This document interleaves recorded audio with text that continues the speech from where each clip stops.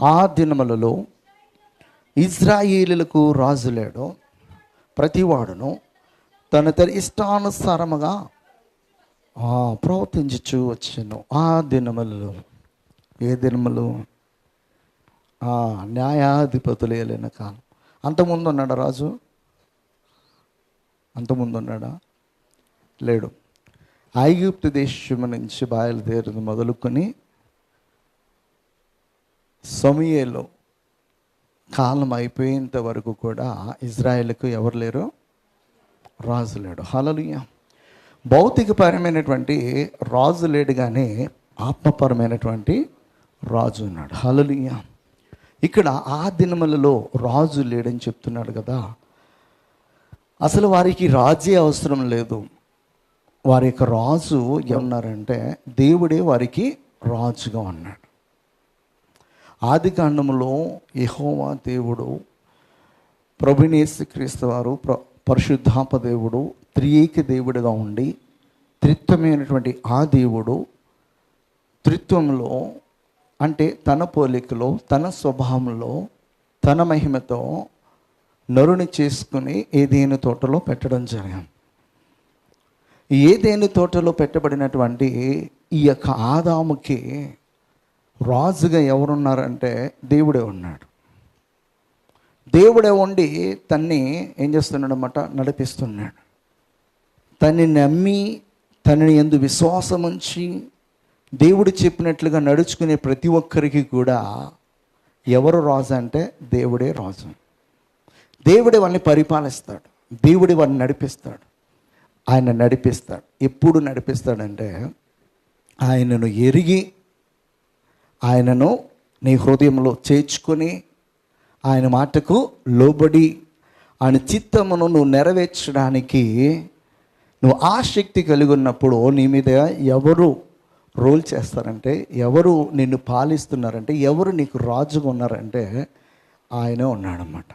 ఆ దినములలో రాజు లేడంటే వారిని నడిపించడానికి కానీ, వారిని లోతైన ఆత్మీయ స్థితిలో దేవుని యొక్క వాక్యానుసారంగా, ధర్మశాస్త్రానుసారముగా దేవుని యొక్క ఆజ్ఞలను పాటించేవారిగా చేయటానికి, నడిపించడానికి సరైనటువంటి నాయకుడు ఎగ్జాక్ట్గా చెప్పాలంటే 625 సంవత్సరాలలో కొన్ని సంవత్సరాలు మాత్రమే అప్పుడప్పుడు వస్తూ పోతూ ఉన్నారు. గిద్యోను కావచ్చు, యొప్తా కావచ్చు, దెబోరా కావచ్చు, సంసోను కావచ్చు, మిగతా వారు కావచ్చు. ఎందుకంటే అక్కడ ఉన్నటువంటి 14 మంది కనపడతారు న్యాయాధిపతుల గ్రంథంలో. దెబోరా కింద పనిచేసినటువంటి వ్యక్తి, తనకు తానుగా న్యాయాధిపతిగా అయినటువంటి వ్యక్తి, వీరిద్దరితో కలిపితే 14 మంది కనబడతారు మనకి. అయితే వారిద్దరిని చాలాసార్లు లెక్కారు చాలామంది. మిగతా వాళ్ళని లెక్కేసుకుంటే 12 మంది అనుకుందాం. ఆ 12 మందిలో మేజర్గా మనకు కనిపించే వాళ్ళు ఎవరంటే యెఫ్తా, గిద్యోన్, శాంసన్, దెబోరా. హల్లెలూయా. వీళ్ళ యొక్క కార్యాలు ఎక్కువగా మనకి బైబిల్ గ్రంథంలో కనిపిస్తాయి కనుక వీరు నలుగురే అందరికీ గుర్తుంటారు. హల్లెలూయా. అయితే వీళ్ళు కొద్ది కాలం మాత్రమే పరిపాలన చేసేవారు. కొద్ది కాలం మాత్రమే వీరిని మరి దేవుని వైపు నడిపించి వీరి తరపున యుద్ధాలు చేసి జయ జీవితాన్ని ఇచ్చినట్లుగా కనిపిస్తారు. ఎప్పుడైతే వీళ్ళకి జయం అనేది వచ్చిందో, ఎప్పుడైతే ఫిలిస్తీన్లు వీరి చేతి కింద అణిచివేయబడ్డారో, వెంటనే ఏమైపోయారు అన్నమాట? దేవుణ్ణి విడిచిపెట్టేసేవారు. దేవుని మర్చిపోయి ఇష్టానుసారమైనటువంటి జీవితాన్ని జీవించేవారు ఉన్నారు. న్యాయాధిపతుల గ్రంథాన్ని చదువుతున్నప్పుడు మనం అర్థం చేసుకోవాల్సింది ఏంటంటే, ప్రస్తుతం మన జీవితము అప్పుడు వారు అనుభవించినటువంటి జీవితము ఒకేలా ఉంటుంది. ఇప్పుడు చాలామంది దేవుని యొక్క మందిరానికి వచ్చినప్పుడు ఎలాంటి ఆలోచన చేత వస్తారంటే, వారి అవసరతలను తీర్చుకోవడానికి వస్తారు. అవసరతలను తీర్చుకోవడానికి వస్తారు. ఆ అవసరతలు కనుక తీరిపోయినాయి అంటే ఆ తర్వాత కొద్ది కాలము రెస్ట్ ఇస్తారు. ఎవరికి? దేవుడికి రెస్ట్ ఇచ్చేస్తారు. నిన్ను డిస్టర్బ్ చేయనయా, నేను ఇంకా నీకు ప్రార్థన చేయను, నీ సన్నిధికి రాను, ఇంకా నువ్వెవరో నాకు తెలియదు అన్నట్టుగా జీవించేస్తాను. ఎప్పటి వరకు జీవించేస్తారంటే మరలా ఓ సమస్య, ఒక దెబ్బ తగిలినప్పుడు, దెబ్బకి దేవుడు గుర్తొచ్చాడు రా అంటారు కదా, గుర్తొస్తాడు రాడా?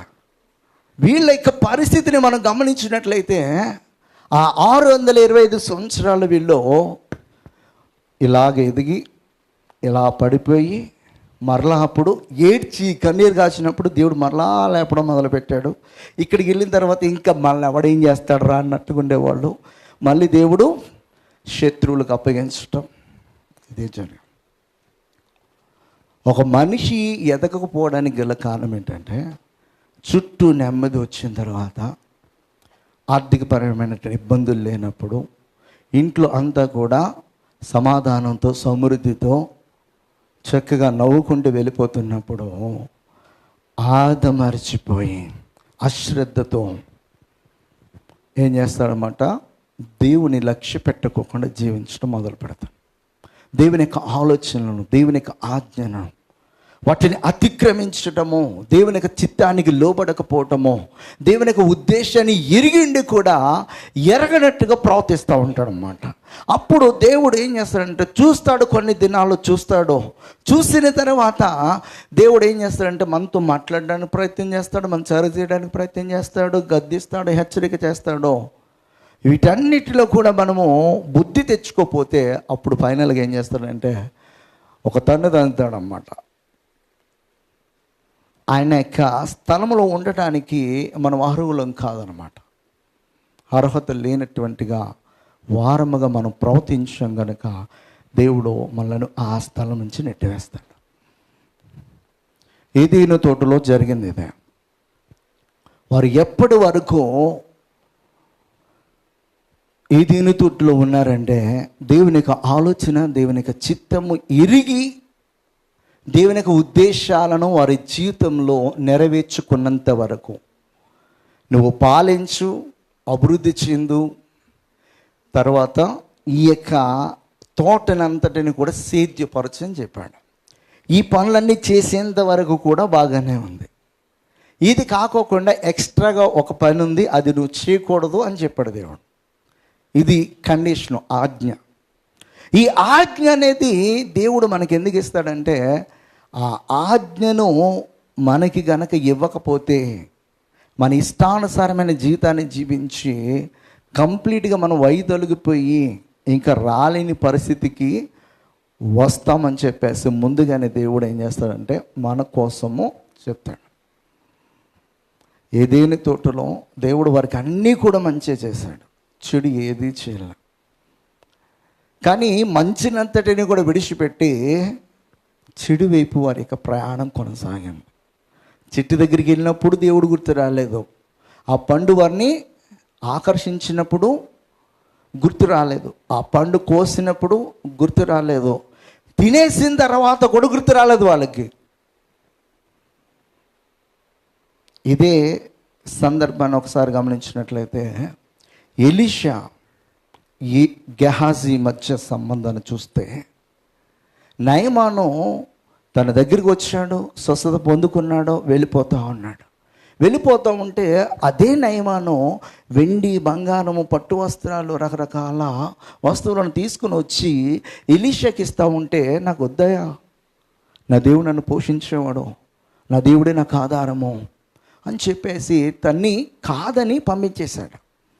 అప్పుడు గెహాజీ కన్నులన్నీ కూడా ఎవరిపైన ఉన్నాయంటే నయమాను తెచ్చినటువంటి వెండి పైన, బంగారం పైన, పట్టు వస్త్రాల పైన, మిగతా వాటిపైన ఉండిపోయింది. ఇది వద్దని చెప్పి తన గురువు గారు కాదని తను పంపించేస్తే వద్దన్న దాన్ని చేయడానికి గెహాజీ పరిగెడుతున్నాడు. వెళ్ళి వచ్చిన తర్వాత ఏమి ఎరనట్టు సైలెంట్గా నిలబడ్డాడు. ఎలీషాకి ఇచ్చినటువంటి గొప్ప వరం ఏంటంటే చేయబోయే సంగతులను దేవుడు చూపిస్తాడు, చేసిన వాటిని చూపిస్తాడు. అక్కడ ఒక మాట అంటాడు, ఏమనంటే నా మనస్సు నీతో కూడా రాలేదా? చాలు, నా మనస్సు నీతో కూడా రాలేదు. దాని ముందు మాట చదవమ్మా. అంతటి ఎలీషా వానితో, ఆ మనుషుడు తన రథము దిగి నిన్ను ఎదుర్కొనుటకు తిరిగి వచ్చినప్పుడు నా మనసు నీతో కూడా రాలేదా, నిన్ను వద్దన్నానే. మనకి ఇది అవసరమా? ధనధాన్యములు సంపాదించుకోవడానికి, పొలాలు ద్రాక్ష తోటలు సంపాదించుకోవడానికి ఇది సమయమా? అసలు మనకి వాటితో పనేంటి? మనం చేయాల్సింది ఏంటి? దేవునికి సంకల్పం, దేవునికి చిత్తము, దేవునికి ఆలోచనకు తగినట్లుగా మనం ప్రవర్తించాలి. ఈ లోకంలో వెండి బంగారాల వైపు మన మనస్సు వెళ్ళకూడదు. ఈ లోకంలో పేరు ప్రఖ్యాతుల వైపు మన మనస్సు వెళ్ళకూడదు. ఈ లోకంలో ఉన్నటువంటి మంచి వస్త్రాల వైపు మన యొక్క మనస్సు వెళ్ళకూడదు. వన్స్ వెళ్ళింది అంటే మనం ఇక దాని వెనకాల తిరుగుతాము, కానీ దేవుని వెనకాల తిరగము. ఇది నేను ఎరుగున్నాను కనుక నువ్వు నన్ను వెంబడించిన వాడవైతే నా సిద్ధాంతాలు నీతో వచ్చేవి, నా మనసు నీతో వచ్చేది, నా ఆలోచన నీతో వచ్చేది. కానీ నువ్వు ఏమాత్రము కూడా దాన్ని లక్ష్య పెట్టుకుండా తెచ్చుకున్నా కనుక ఏదైతే స్వస్థత పొందుకుని న్యాయమాన్ని వెళ్ళిపోయాడో, ఏదైతే విడిచిపెట్టి వెళ్ళిపోయాడో అది నీ తరతరముల వరకు, ఆ కుష్టి వ్యాధి అనేది తరతరముల వరకు నీకు వస్తుందని చెప్పాడు. దేవుని యొక్క మనసు, దేవుని యొక్క ఆలోచన, దేవుని యొక్క సంకల్పము ఎప్పుడైతే మనము ఆ ప్రభుని అంగీకరించి విశ్వాసంతో నడుస్తున్నామో ఆయన మనతో రావాలి. ఆయన మనల్ని పరిపాలించాలి, మనల్ని నడిపించాలి.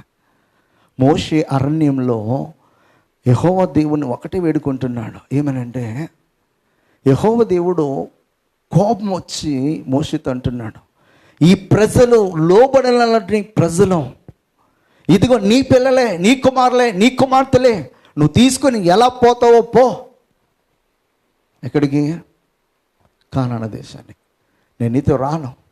ఎందుకు అంటే ఈ ప్రజలు చేసే క్రియలు కానీ, వారి యొక్క ఆలోచన విధానము కానీ, వారి పద్ధతులు కానీ అసలు ఎక్కడ కూడా నాకు నచ్చే విధంగా లేవు. నేను వారి మధ్యలో నివాసం చేయలేకపోతున్నాను, వారితో రాలేకపోతున్నాను అని చెప్పేసి దేవుడు మోషేతో మాట్లాడినప్పుడు మోషే బ్రతిమాలుకుంటాడు. అక్కడ మోషే బ్రతిమాలుకుంటాడు. ఏమని బ్రతిమాలుకుంటాడంటే, నీవు గనక నాతో ఈ ప్రజలతో రాకపోతే అసలు నేను ఇక్కడి నుంచి కదలను అంటాడు. నేను వెళ్ళను. వాళ్ళు నాకెందుకు పిల్లలు అయ్యారు? నేనేమన్నా కన్నాన వారిని? నువ్వే కదా కన్నది, నీ పిల్లలే కదా, నా పిల్లలని చెప్పేసి నా మీద ఎందుకు వేస్తున్నావు అని చెప్పేసి దేవునితో అక్కడ పోరాడతాడు. నిజంగా చెప్పాలట, నువ్వు వస్తేనే నేను ఇక్కడి నుంచి కదులుతా అంటాడు. ఎందుకు అక్కడ యెహోవా దేవుడు వస్తేనే నేను కదులుతానని చెప్పేసి మోషే అంటున్నాడంటే, అసలు పరిపాలించాల్సిన వాడవు నీవే, నడిపించాల్సినటువంటి వాడవు నీవే, మాతో ఉండాల్సిన వాడవు నీవే. ఇన్ని లక్షల మంది ప్రజలను నేను ఎలా నడిపించగలను? నాకంత శక్తి లేదని చెప్పేసి ఆనాడు మోషే మాట్లాడుతున్నాడు. సమూయేలు ప్రవక్త వరకు కూడా సమూయేలు న్యాయాధిపతిగా ఉన్నాడు, యాజకుడిగా ఉన్నాడు. 3 కార్యాలు సమూయేలులో మనం చూస్తాం. యాజకత్వాన్ని చూస్తాము, ప్రవక్త, 3 న్యాయాధిపతి. ఈ 3 విషయాల్లో సమూయేలులో మనం చూడగలము. ఈ సమూయేలు వరకు కూడా దేవుడు ఎవరి ద్వారా పాలన కొనసాగించాడంటే, దేవుడు ఎవరినైతే న్యాయాధిపతిగా ఎన్నుకున్నాడో, ఎవరినైతే నడిపించే నాయకుడిగా ఎన్నుకున్నాడో వారికి తన ఆలోచనలను, తన సిద్ధాంతాలను దేవుడు వారికి తెలియపరిచి ఆ ఉద్దేశాలన్నిటినీ కూడా ఆయన నెరవేర్చుకుంటూ వచ్చాడనమాట. ఇక్కడ మనం న్యాయాధిపతుల గ్రంథంలో చూసినట్లయితే మరి ఈ యొక్క 12 మంది న్యాయాధిపతులను మనం గమనిస్తే వీరు దేవుని చేత ఎన్నిక చేయబడి ఆ యొక్క కాలంలో వీరిని దేవునిలోనికి నడిపించడానికి, వీరికి పట్టినటువంటి దారిద్రత నుంచి విడిపించడానికి దేవుడు ఎన్నుకున్నటువంటి మధ్యవర్తిత్వం చేసే వారుగా మనం చూడొచ్చు అన్నమాట. ఎలాంటి మధ్యవర్తిత్వం అంటే, దేవునికి ఒక సర్వెంట్గా, ఒక దూతగా, దేవునికి ఒక సర్వెంట్గా, ఒక దూతగా ఉండి వీరిని దేవుడు పరిపాలించే విధంగా ఆత్మీయ జీవితంలో వీరిని లోతైన వీరు పారేటట్లుగా చేయటం. ఇప్పుడు మనందరినీ కూడా దేవుడు పాలించేవాడు ఉన్నాడు. ఇప్పుడు కూడా జరుగుతుంది అదే. ఎందరైతే దేవుని యొక్క ఆత్మచేత నింపబడతారో, నడిపింపబడతారో వారందరూ కూడా దేవుని కుమారులు కుమార్తెలు అన్నమాట. వీరందరూ కూడా ఎవరి ఆత్మచేత నడిపింపబడుతున్నారో? వారి ఆత్మచేత, దేవుని యొక్క ఆత్మచేత, దేవుని యొక్క ఆత్మచేత. అంటే వీరందరినీ కూడా నడిపించేది ఆయనే, పాలించేది ఆయనే, వీరి యొక్క ప్రత్యేక అవసరతను తీర్చేది ఆయనే. ఆ దినాల్లో కూడా దేవుని ఎడల భయభక్తులు కలిగి, దేవుని ఎడల విశ్వాసము కలిగి, దేవుని యొక్క మాటకు లోబడి, దేవుని యొక్క ఆజ్ఞానుసారంగా జీవించే ప్రతి ఒక్కరిని కూడా నడిపించింది ఎవరన్నమాట? దేవుడు నడిపించాడు. లోబడని ప్రజలు ఈ లోకంలో నాశనం అయిపోయి ఈ లోకంలో మట్టిలో కలిసిపోయారు. లోబడినటువంటి ప్రజలు వారి ఆత్మను దేవుని ఎద్దకు చేర్చుకోగలిగారు. ఇక్కడ రాజు లేడంటే భౌతికపరమైన రాజు కాదు. ఏ రాజు అన్నమాట? దేవుడు. వారి మధ్య దేవుడు లేడు. ఎందుకు లేడు అంటే వారి ఇష్టానుసారమైన జీవితాన్ని జీవిస్తున్నారు.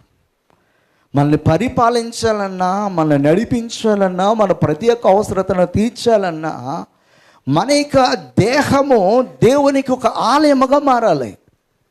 మన యొక్క దేహము దేవునికి ఒక ఆలయముగా మారాలి.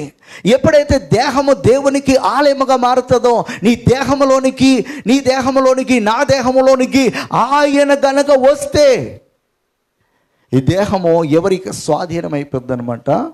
ఆయన స్వాధీనంలోనికి వెళ్తాను. మనం మాట్లాడే ప్రతి మాట, మనం చూసే ప్రతి చూపు, మనం చేసే ప్రతి కార్యము కూడా మనం కాదు, మనల్ని పరిపాలిస్తున్నటువంటి ఆయన చేపిస్తాడు. హల్లెలూయా, హల్లెలూయా. అందుకే దేవుడు మోషే మీదకి తన ఆత్మను కుమ్మరించాడు. తన పనిని నెరవేర్చుకోవడానికి 70 మందిని సెలెక్ట్ చేసుకొని చెప్పాడు. 70 మంది వచ్చినప్పుడు ఆ సాక్ష్యపు గుడారంలో ఆ 70 మంది పైకి కూడా ఆయన దిగి వచ్చాడు. అంటే దేవుని యొక్క పని, దేవుని యొక్క చిత్తము, దేవుని యొక్క ఆలోచన ఎగ్జాక్ట్గా 100కి 100% ప్రతి మానవుడు చేయాలంటే ఆయనకి ఆయన బుద్ధి కాదు, ఆయన జ్ఞానం కాదు. ఎవరి బుద్ధి జ్ఞానం కావాలన్నమాట? దేవుని బుద్ధి, దేవుని యొక్క జ్ఞానము కావాలి.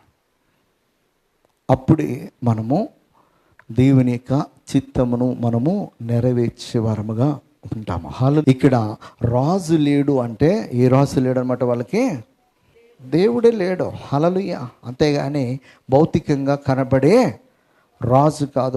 మొదటి సమూయేలు గ్రంథము 8వ అధ్యాయము 4 నుంచి మనం చదువుతాం. ఇశ్రాయేలీల పెద్దలందరూ కూడి రామాలో సమూయేలు నద్దకు వచ్చి, చిత్తగించుము, నీవు వృద్ధుడవు, నీ కుమారులు నీ ప్రవర్తన వంటి ప్రవర్తన గలవారు కారు కనుక సకల జనుల మర్యాద చొప్పున మాకు ఒక రాజును నియమింపము, అతడు మాకు న్యాయము తీర్చునని అతనితో అనిరి.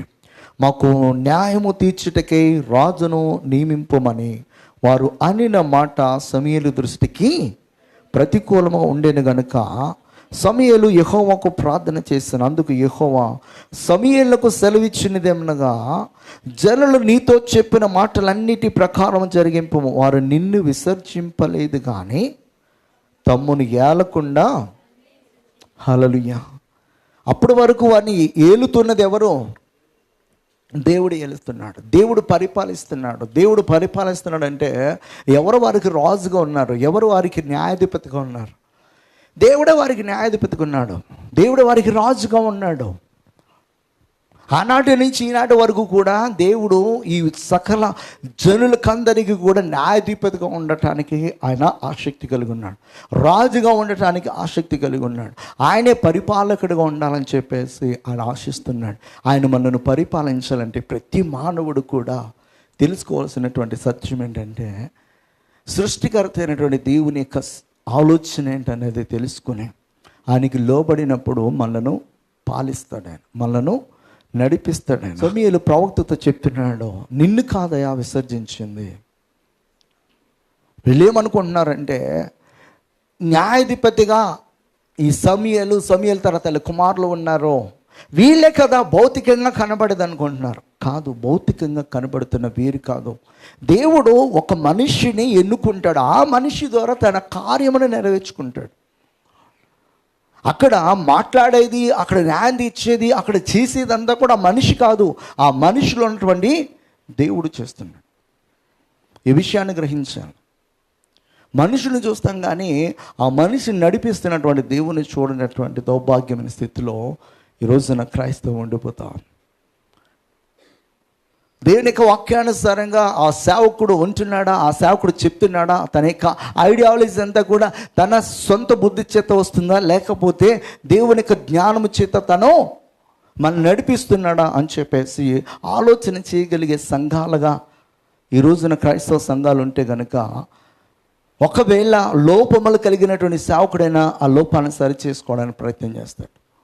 వారు ఏం చెప్తే అది గుర్తుగా వినేసి దాని ప్రకారము ఇదిగో మా సంఘమే పరలోకానికి ఎత్తబడుతుంది, మీరందరూ కూడా నరకానికి పోతారు అనే విధంగా అయిపోయారు. ఎందుకు అయిపోయారంటే వీళ్ళకి బైబిల్ చదవడానికి టైం ఉండదు, ప్రార్థన చేయడానికి ఇంకా అంతకంటే టైం ఉండదు. ఈ రెండు లేకపోతే దేవుడు మనతో మాట్లాడే సమయం ఎక్కడ ఉంటుంది? నువ్వు దేవునితో మాట్లాడాలి, దేవుడు నీతో మాట్లాడాలి. ఈ రెండు కూడా నువ్వు చేయకోకుండా దేవుని యొక్క ఆలోచన, దేవుని యొక్క చిత్తము, దేవుని యొక్క ఉద్దేశము ఎలా బయలుపరచబడుతుంది? ఆదివారం రోజున నేను చెప్పే కొద్ది మాటలో వినేసి వెళ్ళిపోవడం కాదు, వినినది కరెక్ట్గా ఆ సేవకుడు చెప్పడా లేదా అని చెప్పి బైబిల్ని మరొకసారి నువ్వు నెమరు వేసుకోవడానికి, చదువుకోవడానికి ప్రయత్నం చేసి, ఇంకేమైనా డౌట్స్ ఉంటే నీ సేవకున్నాడు, నీ సేవకుడు నిన్ను సాటిస్ఫై చేసే విధంగా చెప్పకపోతే ఇంకా కొంచెం జ్ఞానం అధికంగా ఉన్న వాళ్ళని అడుగు, సత్యమేంటో గ్రహించగలం. అంతేగాని గుడ్డిగా మనము సంఘాన్ని, మనము సేవకుని నమ్మేసి వెళ్ళిపోయే వారముగా ఉండకూడదు. ఎందుకు ఈ మాట చెప్తానంటే, నేను ఇదివరకు అలాగే ఉన్నాను. అది ఎప్పుడు నాకు దేవుడు బయలుపరచాడంటే, ఒక్కొక్క సంఘాన్ని చూస్తున్నప్పుడు ఏంట్రా వీళ్ళందరూ కూడా యేసుక్రీస్తునే దేవుడు అంటారు, యేసుక్రీస్తు బోధల గురించి చెప్తున్నారు, ఒకటే బైబిల్ పట్టుకున్నారు, కానీ సిద్ధాంతాలు వేరే ఉన్నాయి, వారి డాక్టరీన్స్ వేరే ఉన్నాయి, వారి ఆలోచనలు వేరే ఉన్నాయి. ఎవరి ఆలోచన తగినట్లుగా వారు ఏం చేస్తున్నారన్నమాట, మాదే కరెక్టు. వెనకిటికి ఎవడో అంటే ఒక కుందేలు పట్టుకున్నాడంట. ఆ కుందేలుకి ఎన్ని కాళ్ళు ఉన్నాయి? కుందేలుకి 3 ఉంటాయి, 4 ఉంటాయి. ఆడు పట్టుకున్న కుందేలుకి 3 ఉన్నాయి. ఇక ప్రపంచంలో కుందేలన్నీ కూడా 3. బైబిల్లో మనకి ఏది అర్థమైతే అదే పట్టుకుని కాదు. ఒకవేళ ఏదైనా డిఫరెంట్గా విన్నప్పుడు దాన్ని కొంచెం ఇంకా స్టడీ చేసి తెలుసుకొని ఇది కరెక్టా కాదని చెప్పేసి మనము వెరిఫై చేసుకోవడం అనేది అలవాటు చేసుకోవాలి. హల్లెలూయా, హల్లెలూయా. ఇక్కడ మనం చూసినట్లయితే ఆది కాండము నుంచి సమూయేలు వరకు కూడా వాళ్ళని పరిపాలించినటువంటి వారు ఎవరన్నమాట? దేవుడు. అయితే తర్వాత కూడా దేవుడు పరిపాలించలేదా అంటే పరిపాలించాడు. ఎవరైతే దేవుని ఎడల భయం కలిగి, భక్తి కలిగి, విశ్వాసంతో ఉండి దేవుని యొక్క ఉద్దేశాలను నెరవేర్చడానికి తమ్మును తాము దేవునికి సమర్పించుకుని ఎవరైతే జీవించారో వారితో ఉండి కూడా దేవుడు పరిపాలకుడిగా ఉన్నాడు. ఇప్పటికీ కూడా దేవుడు మనల్ని పరిపాలిస్తూనే ఉన్నాడు. హల్లెలూయా. మనల్ని పరిపాలించడానికి ఆయన ఎలా వచ్చాడనమాట? ఆదరణకర్తగా, ప్రియ స్నేహితుడిగా, మనల్ని సరైన ట్రాక్లో నడిపించడానికి ఆయన మనతో నడుస్తున్నవాడు. హల్లెలూయా, హల్లెలూయా. సామెతల్లో ఒక మాట అంటాడు, ఏమనంటే 3వ అధ్యాయము 5వ వచనము, నీ సబుద్ధిని ఆధారము చేసుకొనక నీ పూర్ణ హృదయముతో యెహోవా యందు నమ్మకం ఉంచుము. హల్లెలూయా. మనము దేవుని ఎడల విశ్వాసము కలిగి దేవునితో నడుస్తున్నాం అనడానికి మనము మన సబుద్ధిని ఆధారం చేసుకోకుండా దేవుడిచ్చినటువంటి ఆ యొక్క బుద్ధి, జ్ఞాన, సర్వ సంపదలను కలిగి వాటి చేత నడిపింపబడతాం. బుద్ధి జ్ఞాన సర్వ సంపదలన్నీ కూడా ఎక్కడ ఉన్నాయి? దేవునిలో ఉన్నవి. ఇప్పుడు క్రీస్తుతో నా జీవితము అని మనం ప్రకటిస్తున్నామంటే, క్రీస్తు ఎలాంటి జ్ఞానము చేత నింపబడి ఆయన నడిపింపబడ్డాడో, మనం కూడా అలాంటి దైవికమైనటువంటి జ్ఞానము చేత నింపబడి నడిపింపబడే వారముగా ఉండాలి. ఈ సామెతలు రాస్తున్నట్టు సొలొమోను ఏమంటున్నాడంటే, నీ స్వబుద్ధిని ఆధారం చేసుకోకూడదు, దేవుణ్ణి ఆధారం చేసుకొని దేవుని పైన నమ్మకం ఉంచి నడవాలి. ఆయనే ఇంకో మాట అంటాడు, ఏమంటే పరమగీతాల్లో చెప్తాడు ఒక మాట, 8వ అధ్యాయం 5వ వచనం, తన ప్రియుని మీద ఆనుకుని అరణ్య మార్గమున వచ్చినది యవతే అంటాడు. హల్లెలూయా. ఆ యవతే ఎవరన్నమాట? ఇశ్రాయేలీలు. హల్లెలూయా. ఇశ్రాయేలు కన్యక, ఇజ్రాయేలు దేశము, క్రీస్తు సంఘము. ఆ యవతి అనే ప్లేస్లో మనం పెట్టాల్సింది ఎవరినమాట? సంఘము. హల్లెలూయా. అరణ్యమున తన ప్రియుని మీద, ఆ ప్రియుడు ఎవరన్నమాట? ధవలవర్ణుడు రత్నవర్ణుడు యేసు. హల్లెలూయా. ఆనుకొని అరణ్య మార్గమున వచ్చినది యవతి అని చెప్పేసాడు. హల్లెలూయా. ఈ రోజున సంఘం అంతా కూడా, ప్రతి విశ్వాసి కూడా తన స్వబుద్ధిని ఆధారం చేసుకోకూడదు. ఎవరిని ఆధారం చేసుకోవాలి? నిన్ను నన్ను కలుగు చేసినటువంటి దేవుని ఆధారం చేసుకోవాలి. ఆ దేవుని పైన ఆనుకోవాలి. ఆయన నిన్ను పాలించే విధముగా, ఇదిగో నా సమస్త ప్రవర్తన యందు నీవే నాకు అధికారిగా ఉండు ప్రభువా అని చెప్పేసి మనం ఆ దేవుని వేడుకోవాలి, అడగాలి. దేవుడు కోరుకుంటుంది అది. దేవుడు మనలను పాలించే విధముగా మన యొక్క ఆలోచన, మన క్రియలు ఉండాలి. ఇర్మియా ఒక మాట చెప్తాడు, 9వ అధ్యాయము 23, 24 మాటలు చదువుదాం ఒకసారి. యెహోవా ఇలాగు సెలవిచ్చుచున్నాడు, జ్ఞాని తన జ్ఞానమును బట్టి, శూరుడు తన శౌర్యమును బట్టి అతిశయింపకూడదు, ఐశ్వర్యవంతుడు తన ఐశ్వర్యమును బట్టి అతిశయింపకూడదు. అతిశయించువాడు దేనిని బట్టి అతిశయింపవలనగా, భూమి మీద కృప చూపుచు నీతి న్యాయములు జరిగించుచున్న యెహోవాను నేనే అనుగ్రహించి నన్ను పరిశీలనగా తెలుసుకొనుటను బట్టియే అతిశయింపవలను. అట్టి వాటిలో ఆనందించువాడనని యెహోవా సెలవిచ్చును. కొంతమంది వారుకున్న జ్ఞానాన్ని బట్టి, వారుకున్న ధనాన్ని బట్టి, వారుకున్న అందాన్ని బట్టి, వారికి ఉన్నటువంటి ఇంకా ఇంకా ఇంకా లోకానుసారమైనటువంటి వాటిని బట్టి ఏం చేస్తారన్నమాట? అతిశయిస్తారు. ఏదైనా చేయగలను, నాకేంటి అనుకుంటారు. కానీ దేవుడు ఏమంటున్నాడంటే, అతిశయించువాడు దేనిని బట్టి అతిశయించాలన్నమాట? భూమి మీద కృప చూపించు నీతి న్యాయములు జరిగించుచున్న యెహోవాను నేనే అని గ్రహించి నన్ను పరిశీలనగా తెలుసుకొనుటను బట్టి. హల్లెలూయా.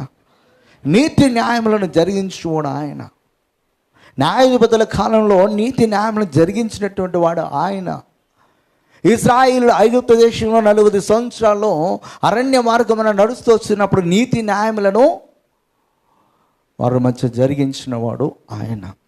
ఈరోజు నీ నా జీవితంలో నీతి న్యాయములను జరిగించిన వారు ఎవరంటే ఆయనే.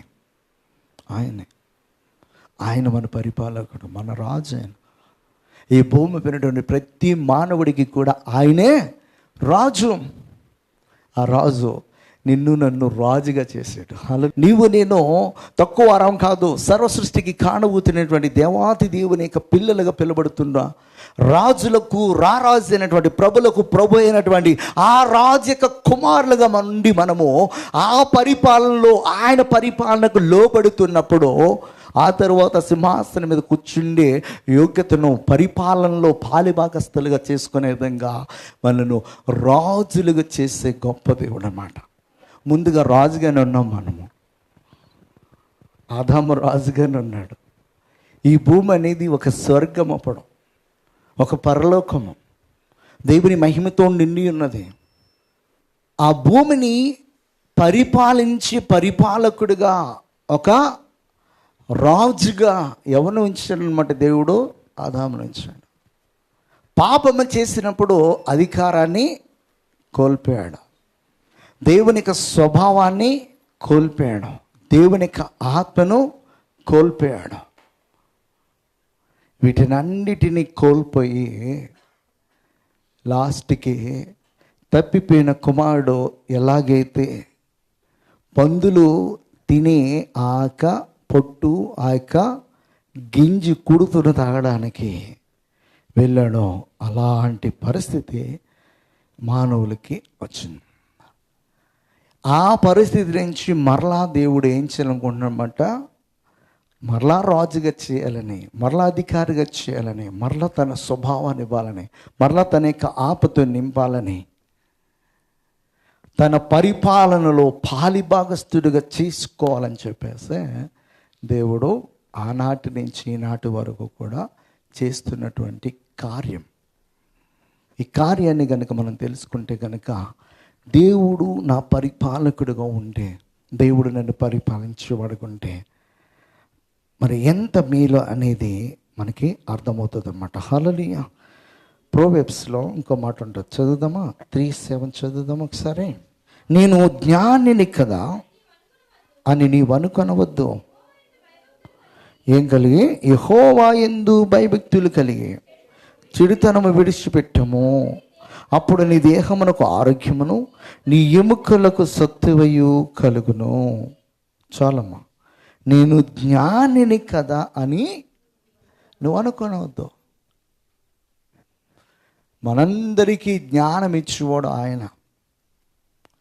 ఈ లోక జ్ఞానము దేవుని యొక్క దృష్టికి వెర్రితనముగా కనపడతారు.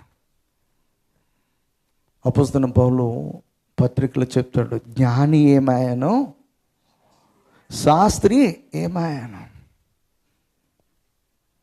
ఈ లోకంలో ఉన్నటువంటి శాస్త్రులు కావచ్చు, ఈ లోకంలో ఉన్నటువంటి జ్ఞానవంతులు కావచ్చు, వీరి జ్ఞానము, వీరి శాస్త్రాలన్నీ కూడా ప్రభు పాదాల ఎద్ద ఎందుకు పనిచేయమన్నమాట.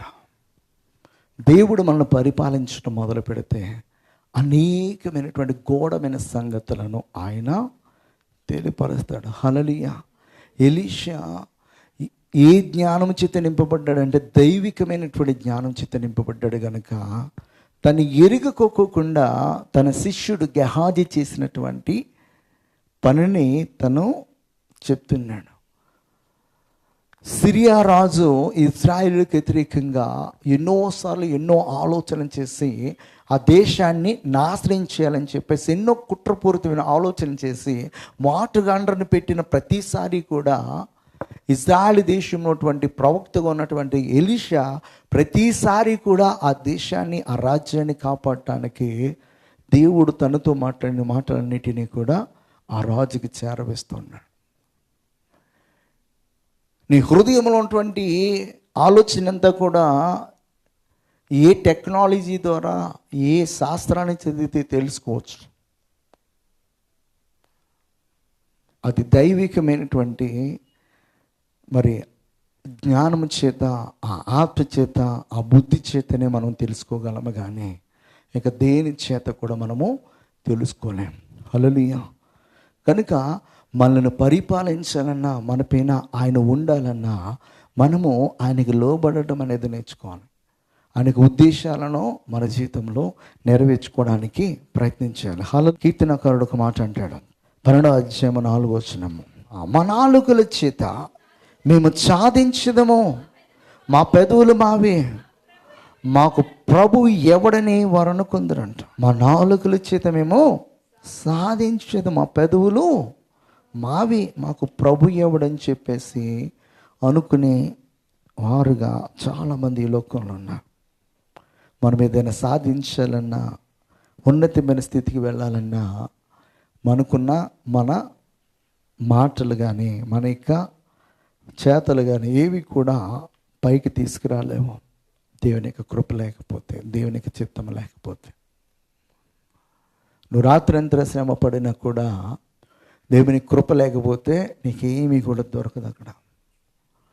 శిష్యులు రాత్రంతా కూడా శ్రమ పడ్డారు, ఒక్క చేపను కూడా వారు పట్టుకోలేకపోయారు. కానీ ప్రభు వచ్చి ఎప్పుడైతే మీరు ఈ పక్కన వేయండి అని చెప్పేసి అన్నప్పుడు ఆ మాటకు లోబడి ఎప్పుడైతే ఆ వల వేశారో ఆ సముద్రంలో ఉన్నటువంటి అన్ని రకాల జాతుల చేపలు వారి వలలో పడేటట్లుగా దేవుడు చేశాడు. వల పిగిలిపోయేంతగా. అక్కడ దేవుడు తన యొక్క మర్మాన్ని మరొకసారి శిష్యులకు తెలియపరుస్తున్నాడు. వారికి ఐడియాలజీని మార్చడానికే దేవుడు ఎన్నో రకాలుగా వారితో మాట్లాడాడు. ఈ భూమి పైన ప్రతి మానవుడు కూడా నాకు కావాలి, ప్రతి ప్రాంతం నాకు కావాలి, ప్రతి జాతి ప్రజలు నాకు కావాలి. అందరూ కూడా నా సొత్తు అయినటువంటి ప్రజలు, అందరి కొరకు నేను రక్తాన్ని కార్చాను.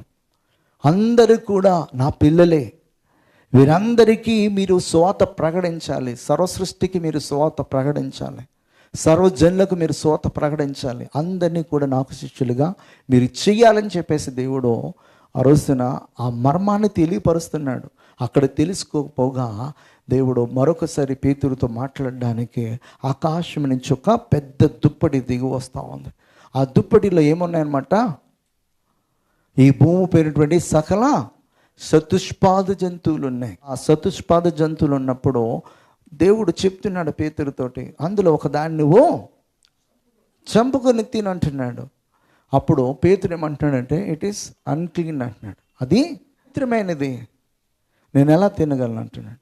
అంటే భౌతికముగా పేతురు ఆలోచిస్తున్నాడు, కానీ అక్కడ దేవుడు ఆశిస్తున్నది ఏంటన్నమాట, ఈ భూమి పైన ప్రతి జాతి ప్రజలు కూడా నాకు కావాలి, వారందరినీ కూడా నేను శుద్ధులుగా చేస్తున్నాను నా రక్తము ద్వారా.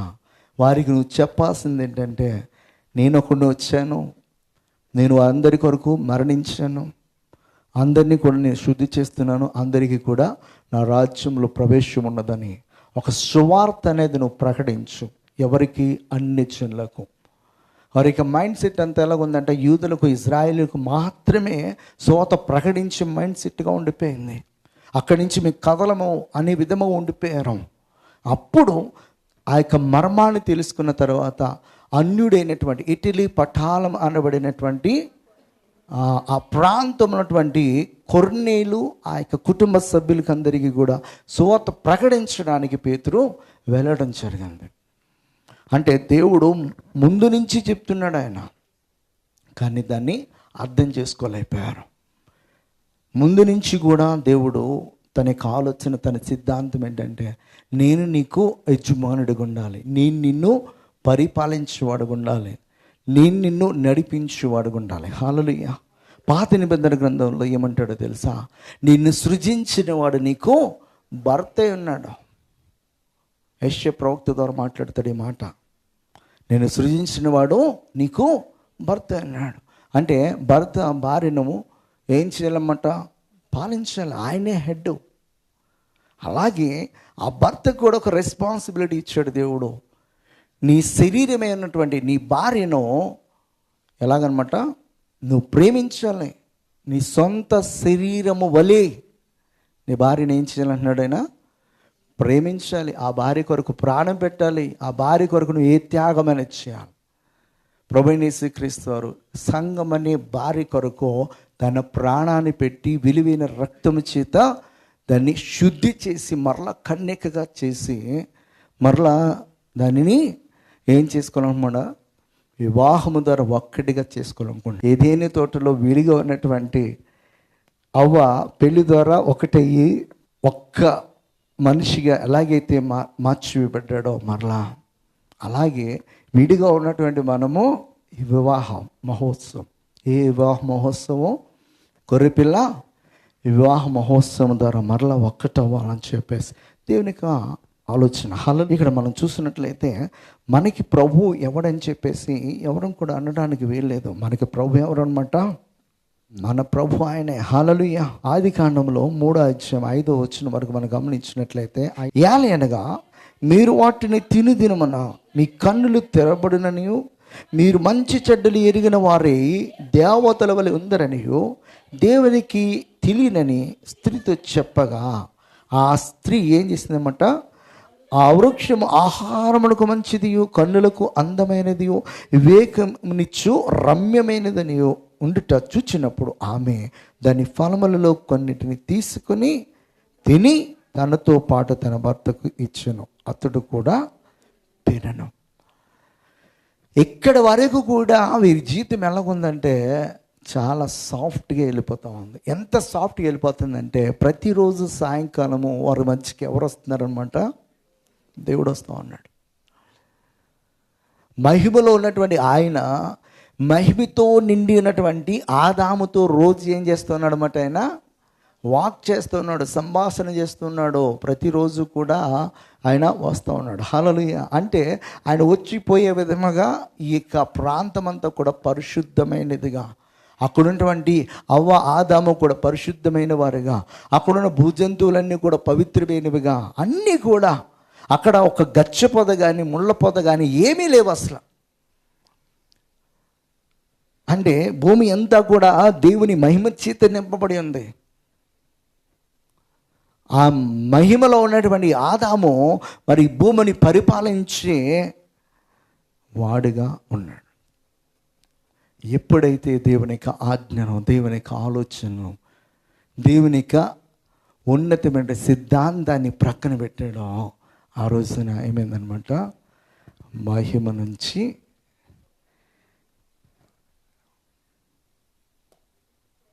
బయటికి పోవాల్సి వచ్చింది. మహిమను కోల్పోయాడు, నిత్యత్వాన్ని కోల్పోయాడు, అధికారాన్ని కోల్పోయాడు.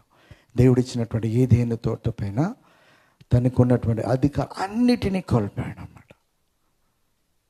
నేను జ్ఞానిని కదా, నా పెదవులు మావి, నా ఆలోచన నాది, నా ఉద్దేశములు నావి అనుకుని ఎవరైతే ఎర్రవీగి ఇలాంటి కార్యకలాపాలు చేయడానికి పూనుకుంటారో వారందరి పరిస్థితి ఇలాగ ఉంటుంది. అన్నిటినీ కలిగి ఉన్నటువంటి ఆదాము అన్నిటినీ కోల్పోవడం జనం.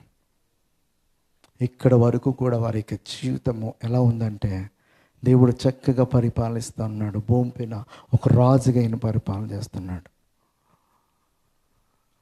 మనకి బాగా అర్థం అవ్వాలంటే 127 సంస్థానాలకి అధిపతిగా ఉన్నటువంటి అహష్వేరోషు రాజు అన్ని దేశాలకి రాజు అయితే, మన ప్రాంతంలో ఆయన కింద పనిచేసే ఒక రాజు ఉంటాడు.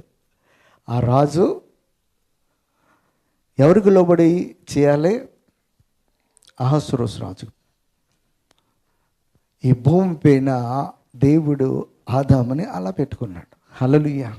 అది ఎప్పటి వరకు పనిచేస్తుందంటే ఆ రాజు ఇచ్చిన ఆజ్ఞను అతిక్రమించకుండా పనిచేసినంత వరకు పనిచేస్తుంది. ఎప్పుడైతే అతిక్రమిస్తాడో ఆ రాజు వారిని ఆ యొక్క అధికారం నుంచి తొలగిస్తాడు అన్నమాట. ఇప్పుడు జరిగేది అదే. దేవుని సేవకుడని లేదు, విశ్వాసని లేదు. సేవకుడైనా ఎంతవరకు దేవునికి లోబడి దేవుని యొక్క ఉద్దేశాన్ని నెరవేర్చడానికి తను జీవిస్తుంటాడో ఆ విశ్వాస ప్రకారము, తన లోబడి విధానం ప్రకారం దేవుడు తనని ఆశీర్వదించుకుంటూ వెళ్తాడు. ఎక్కడైతే తను దేవుని యొక్క ఆలోచన కానీ, దేవుని యొక్క ఉద్దేశానికి, దేవుని యొక్క ఆజ్ఞలు కానీ విసర్జించి ప్రవర్తించడం మొదలు పెడతాడో అక్కడి నుంచి స్లోగా మరలా దేవుడు తన్ని త్రోసివేస్తాడు. ఇదే పరలోకంలో జరిగింది, ఇదే ఏదైనా తోటలో జరిగింది, ఇదే ఇప్పుడు జరుగుతుంది కూడా.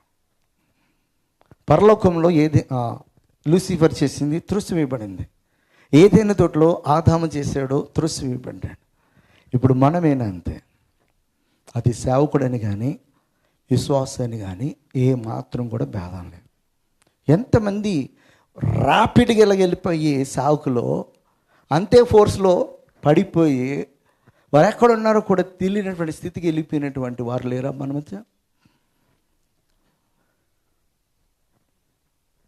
ఎందుకు ఈ మాటలు చెప్తున్నానంటే అన్నీ బాగున్నాయి కదా, ఏం చేసినా చెల్లుబాటు అయిపోతుందని బెర్రవీగి నా బుద్ధి, నా జ్ఞానము, నా యొక్క ఆస్తి, నా యొక్క జ్ఞానము ఏం చేసినా పర్లేదు అనుకుంటావా? ఒక రోజున దేవుడు ఏం చేస్తాడంటే నీకున్న అంతా కూడా కుక్కడిగా తీసేసి ఏమీ లేని దానిగా, ఏమీ లేని వాడిగా చీటుకు సమర్థుడే.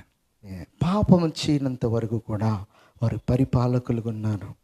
దేవుడు వారితో ఉన్నాడు. అయితే వారు ఎప్పుడైతే పాపం చేశారో అక్కడి నుంచి త్రోసివేయబడ్డారు. అప్పుడు దేవుడు వారిని మహిమలో ఉండి పరిపాలన చేసే విధముగా కానీ, వీరు మహిమతో ఉన్నటువంటి విధముగా కానీ లేకుండా పోయింది. అందుకే సంఖ్యాకాండంలో మరొకసారి వీరితో మాట్లాడుతూ చెప్తున్నాడు అన్నమాట. ఏమనంటే 15వ అధ్యాయం 39వ వచనం. మీరు నా ఆజ్ఞలన్నిటినీ జ్ఞాపకం చేసుకుని మీ దేవునికి ప్రతిష్ఠితులై ఉండునట్లు మునుపటి వలె కోరిన వాటిని బట్టి చూచిన వాటిని బట్టి వ్యభిచరింపక దాన్ని చూచి యెహోవా ఆజ్ఞలన్నిటినీ జ్ఞాపకం చేసుకుని వాటిని అనుసరించుటకే అది మీకు వచ్చుగా ఉండును అని చెప్తున్నాడు. హల్లెలూయా. ఏమంట? మీరు నా ఆజ్ఞలన్నిటినీ జ్ఞాపకం చేసుకొని మీ దేవునికి ప్రతిష్ఠితులై ఉండునట్లంట. ఎవరికి ప్రతిష్ఠితులై ఉండాలి మనము? హల్లెలూయా. దేవుని పని కొరకు, దేవుని యొక్క ఉద్దేశం కొరకు, దేవునికి ఆలోచనలు మన యందు నెరవేర్చుకొనుట కొరకు మనము దేవునికి ప్రతిష్ఠితులమై ఉండాలి. ఇర్మియాతో దేవుడు మాట్లాడుతుంటాడు. ఏమనంటే, జనములకు ప్రవక్తగా నేను ఎప్పుడు ఎన్నిక చేసుకున్నా అంటాడో, తల్లి గర్భములో ఉండగానే మనలను కూడా దేవుడు ఏర్పరచుకున్నాడు, ఆయన ప్రతిష్ఠించుకున్నాడు. అయితే మనము ప్రతిష్ఠింపబడ్డామనే విషయము మనం ఎరుగక మన ఇష్టానుసారంగా మనం జీవిస్తూ ఏం చేస్తున్నామంటే, సంసోను ఎలాగైతే దేవుని యొక్క శక్తిని కోల్పోయాడో, దేవుని యొక్క ఆలోచనలను ఎరిగి ఉండి కూడా పాపం చేసి పతనమైపోయాడో, అలా పతనమైపోతూ ఉన్నాడు అనమాట. అలా పతనమైపోకుండా ఉండటానికి దేవుడు మనతో మాట్లాడుతున్నాడు. నీ రాజు ఉన్నాడు, నిన్ను పరిపాలించే రాజు ఉన్నాడు. ఆ రాజు దగ్గరికి నువ్వు వెళ్ళి, చిత్తమ ప్రభువా ఏం చేయమంటావని నువ్వు అడగాలి. ఇక్కడ మన రాజు మనను అడుగుతున్నాడు. అలాగా నీ చిత్తమే నా జీవితంలో జరిగించు. అదే పరలోక ప్రార్థన. నీ చిత్తమే నీ ఉద్దేశమే అంటే ఆ చిత్తమును ఎరిగినటువంటి వారమై ఆ చిత్తాన్ని జరిగించి ఆ రాజు యొక్క అధికారంలో మనం ఉంటే కనుక చాలా చాలా ఉన్నతమైనటువంటి స్థితి అనేది మనం చూడగలమన్నమాట. ఇక్కడ ఇశ్రాయేలీలో భౌతికపరమైనటువంటి రాజుని కాదు వారు కోల్పోయింది, వారిని పరిపాలించి ఆత్మపరమైనటువంటి రాజుని కోల్పోయారు. ఈ రోజున సంఘాలన్నీ కూడా ఆ ఆత్మపరమైన రాజు కొరకు, మహిమలో ఉండి మనను పరిపాలించే రాజు కొరకు, తన మహిమను మనకిస్తున్నటువంటి రాజు కొరకు, మహిమ నుంచి అధిక మహిమలోనికి నడిపించే రాజు యొక్క పరిపాలన ఉండుట కొరకు మనం ప్రయత్నించాలి. 106వ కీర్తన 39వ వచనం. తమ క్రియల వలన అపవిత్రులేరి తమ నడవడిలో ఏభిచరించిన వారేరంటాడు. తమ క్రియల వలన వారు ఏమేరమ్మట? అపవిత్రులయ్యారు. ఈ రోజున మరి మన క్రియల వలన మనము ఇంకనూ అపవిత్రులుగా కాకుండటానికి, ఇంతవరకు అయిపోయిన జీవితం చాలు, ఇక ముందు నీవు నేను అపవిత్రుడిగా ఉండకోకుండా ఆ పవిత్రుని యొక్క రక్తము చేత కడగబడిన వారమే, ఆయనను మనలో చేర్చుకున్న వారమే, ఇక ముందు జీవించి జీవితం అంతా కూడా ఇక నేను కాదు, నాలో ఉన్న నీవే ప్రభువుని చెప్పగలిగే విధముగా మనము ఆయనకు అధికారం ఇవ్వగలరు. అపోస్తలుడైన పౌలు అంటాడు అదే మాట. ఇక జీవించే వాడను నేను కాదు, నాలో ఉన్న క్రీస్తే. అంటే ఇక నడిచిన నడవడి, నా మాటలు, నా క్రియలు అన్నీ కూడా నేను కాదు చేసేది, నాలో ఉన్నటువంటి క్రీస్తు చేస్తున్నాడు అంటాడు. హల్లెలూయా. ప్రభువైన యేసుక్రీస్తు వారు కూడా దానికి ముందు ఆయన అలాగే చెప్పాడు, నేను చేస్తున్న క్రియలు నావి కాదు, నాలో ఉన్న నా తండ్రి చేయిస్తున్నాడని చెప్పాడు. అంతకుముందు ఆదాము పాపం చేయనంత వరకు కూడా తనలో ఉన్నటువంటి దేవుని యొక్క ఆత్మే తను నడిపించింది.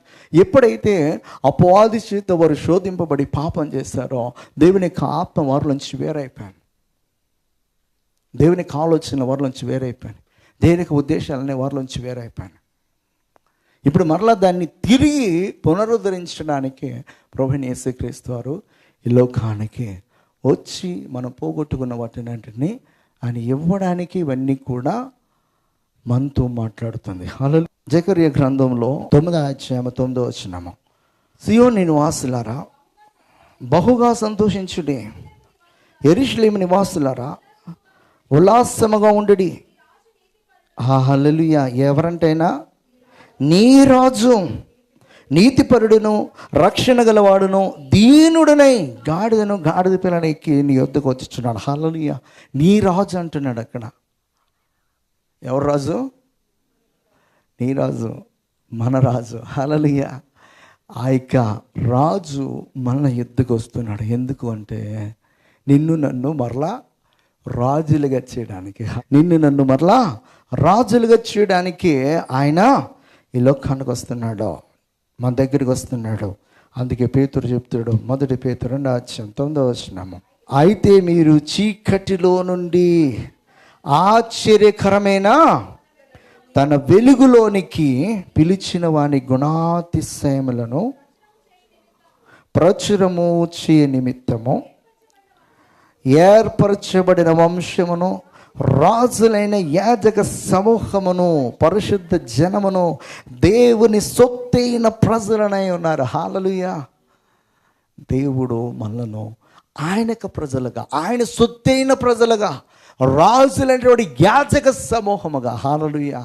హల్లెలూయా. యాజకుడు ఉన్నాడు, గొప్పదనేది ఏంటో తెలుసా? ఆ యాజకుడు అక్కడే ఆ పవిత్రమైన స్థలంలోనికి వెళ్ళగలడు. దేవునితో ముఖాముఖిగా మాట్లాడడానికి దేవుడు అవకాశం ఇస్తాడు. మోషే దేవునితో ముఖాముఖిగా మాట్లాడగలిగాడు. ఇంకెవరికి కూడా అంత ఛాన్స్ ఇవ్వలేదు దేవుడు. కళల ద్వారా, దర్శనం ద్వారా, ఏదైనా స్వరం ద్వారా ముఖాముఖిగా మాట్లాడినటువంటి వాడు మోషే. దేవునికి మాటకు లోబడి దేవునికి చిత్తాన్ని జరిగించడానికి తన ప్రాణాన్ని కూడా లెక్క చేయకుండా ఎన్నోసార్లు ఇజ్రాయేలీయుల కొరకు దేవుని ఎదుట సాష్టాంగపడి, అవసరమైతే నా ప్రాణం తీసుకోగాని, అవసరమైతే నా పేరు జీవగ్రంథం నుంచి తొలగించు కానీ, ఇజ్రాయేలుపైకి నీ యొక్క శాపమును కానీ ఉగ్రతను కానీ ఏమీ కూడా రానివద్దు ప్రభు అని చెప్పేసి దేవుని సన్నిధిలో బ్రతిమాలుకున్నాడు. పాత నిబంధన గ్రంథంలో మోషే క్రీస్తుకు సాదృశ్యంగా కనబడతాడు. ఎలా అంటే క్రీస్తు మనందరి కొరకు సిలువలో వేలాడితే మోషే అరణ్యంలో అనేక మార్లు ఇశ్రాయేలు ప్రాణం కొరకు దేవుని ఎదుట అడ్డుపడిపోయాడు. ప్రియమైన సహోదరి సహోదరుడు, ఎందుకు ఈ మాటలు చెప్తున్నానంటే మనకి ఆయన రాజుగా ఉండాలి. మన జీవితానికి, మన జీవిత ఆశలను బట్టి మనము ఈ లోకంలో జీవించడం మాత్రమే కాదు, కానీ దేవుడు మన పట్ల ఆశ కలిగి ఉన్నాడు, ఆసక్తి కలిగి ఉన్నాడు, ఉన్నతమైన ఆలోచన కలిగి ఉన్నాడు. అందుకే యేసు ప్రవక్త మీ ఎడల ఆయన కలిగిన ఆలోచన అంటే ఆకాశ మండలం అంతా ఉన్నతమైనవి. అంత ఉన్నతమైనటువంటి ఆలోచన చేత మనలను నడిపించాలని, మనల్ని పరిపాలకులుగా చేయాలని, మన యాజకులుగా చేయాలని, మనల్ని రాజకుమారులుగా కుమార్తెలుగా చేయాలని, తనతో నిత్యము ఉండేలాగా చేసుకోవాలి, నిత్యత్వములో ఉంచుకోవాలని ఆయన ఆశపడుతున్నాడు. కనుక ఆ రాజుని మనము పరిపాలకునిగా మనము చేసుకోవాలి. ఇక్కడ గమనించాల్సింది ఏంటంటే న్యాయాధిపతుల గ్రంథంలో అక్కడ వారికి రాజు లేడంటే వారిని పరిపాలిస్తున్నటువంటి రాజు యొక్క మాటకు లోబడుకోకుండా ఇష్టానుసారమైనటువంటి జీవితాన్ని జీవిస్తున్నారు. ఎవరి ఇచ్చకు వారు పోయారు, ఎవరి ఇష్టానుసారంగా వారు బ్రతుకుతున్నారు. అదే అధ్యాయంలో 19:1 ఇంకా కొన్ని మాటల్లో చూస్తే అక్కడ చెప్తాడు, ఇశ్రాయేలు రాజు లేని దినములలో, ఇశ్రాయేలుకి ఎవరు లేరని చెప్తున్నాడు, రాజు లేదని. అక్కడ ఆ యాజకుని యొక్క భార్యను కూడా వీళ్ళు ఏం చేస్తారన్నమాట, పాడు చేస్తారు. పాడు చేసిన ఆ యొక్క మరి ఆ భార్య చనిపోయినప్పుడు ఆ భార్యను ముక్కలుగా చేసి ఈ యొక్క యాజకుడు ఏం చేస్తాడనమాట, ఆ ఇజ్రాయేలు నివాసం చేసి గోత్రాలన్నిటి ప్రాంతంలో ఒక్కొక్క ముక్కను పంపుతాడు. అప్పుడు ఇజ్రాయేలుకు కోపం వస్తుంది, ఇది చేసినాడు ఎవడరా అని చెప్పేసి వస్తే అప్పుడు ఇది పరిస్థితి.